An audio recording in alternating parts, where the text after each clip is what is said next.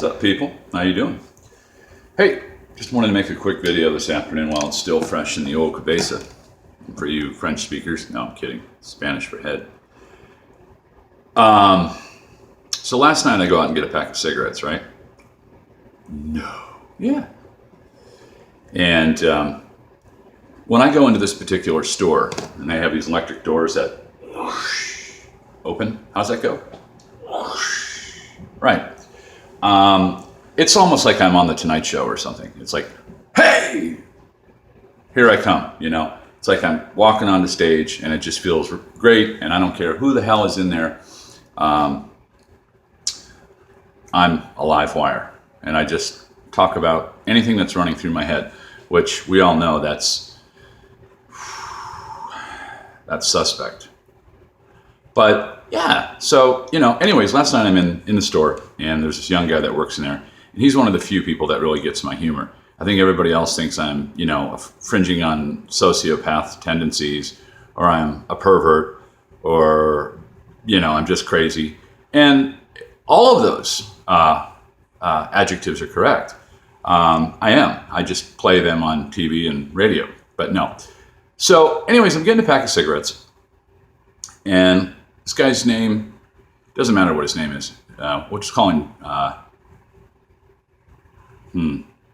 call him J, as in the letter. He says, hey, are you going to go outside and have a cigarette? And I said, well, I might, because I don't smoke in my car. He goes, could I come out and talk to you for a second? I said, sure. So I'm thinking he's probably going to come out and tell me that I'm no longer allowed in the store because my humor is a little bit too off the wall. Oh, no. No such luck. Excuse me. He informed me that he gets off work at 10 o'clock, which was about 10 minutes. You know, it's about almost 10 when I was there last night.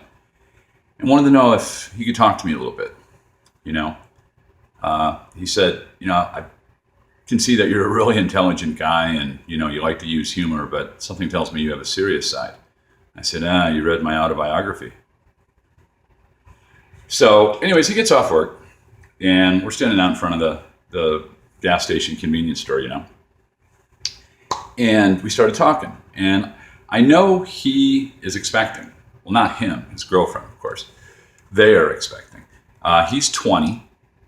His girlfriend, B, is 19. And she's due the 4th of September. I have a pack of cigarettes on the table. It will be September 1st.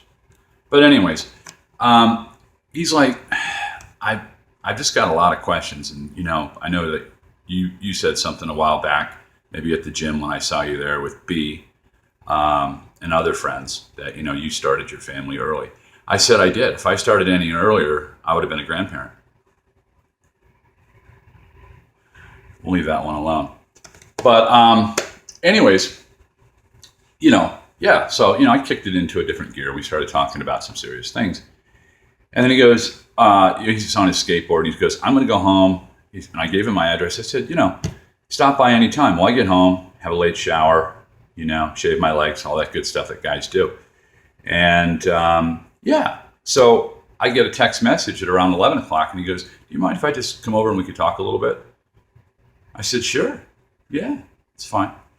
So he comes over about 11:15, and we sit down, and we wound up talking until 3 o'clock this morning. And I kind of went, and of course, into retrospect with, you know, my world and what was going on way back when I learned that I was going to be a father. And, you know, of course, I did the prudent thing and asked the young lady to marry me. And it wasn't that, you know, difficult to do because I loved her very much. And to tell you the truth, if you hear this, Sherry, and anybody else, you know, I still do love you. You're a hard habit to break. Anyways, right. So is nicotine. Another hard habit. But, so we talked for like nearly 4 hours, right? And anyways, I finally had to broom him out of the house because, you know, I was getting tired, and, you know, I can't imagine how he's going to react when he gets my bill in the mail. God, it's not a bill, it's a phone number. But, you know, it was mixed with some seriousness and some humor and everything, you know, because that's kind of how I work. is that, I don't want to be serious all the time, and I can't be a funny guy all the time. You got to toss the salad and mix and match, right? Well, after talking to him for about 4 hours, I walk him to the front door and hand him his skateboard, and he had tears in his eyes, and he gives me a big hug. And I was like, wow, okay. He goes, you have no idea how much this meant to me. He says, you're easily old enough to be my father. I said, easily. And he goes, I wish I had a dad that was more like you. Because his dad is like staunch LDS Mormon conservative. Stand up straight, man. And I could see what he meant, And one of the things I told him, I said, when I was younger, a lot of the people that I consorted with or through serious life issues at were people who were significantly older, because, people who are older have a level of maturity if they choose to identify with it, and they have some miles on their life odometer, and, you can pass on some wisdom, and maybe you can help somebody out to avoid stepping in some of life's puddles, just through trial and error of what you've gone through in your life. So I guess in the last analysis, for me, it was really good because I've counseled and coached some people before, male and female. Sometimes my help has been greatly appreciated, and other times maybe appreciated, but it, didn't work out too well in the long run for me because, maybe somebody got the wrong idea. But the bottom line is I was put on this earth to help other people. And last night I was reminded of that. And I think that really helped me, because I've been feeling kind of out of sorts lately with, the direction I'm heading in and am I of any use to anybody? But last night I was reminded that, yeah, you are. And I really think I reached him, and we talked about just so many things. And, him and his girlfriend are kind of on the skids. They're living with her parents, and I kind of know how all that was, 100 years ago and when I was a young man. And, but the thing is, at least her family accepts him. And his dad and mom, mainly his dad, are starting to come around because, he's clearly taking some responsibility for this pregnancy and so forth. But when you're 20, 19, 22, 20, 24, 22, hey, let me tell you something. You're not ready to be a husband. You're not ready to be a wife, and you're not ready to be a mom.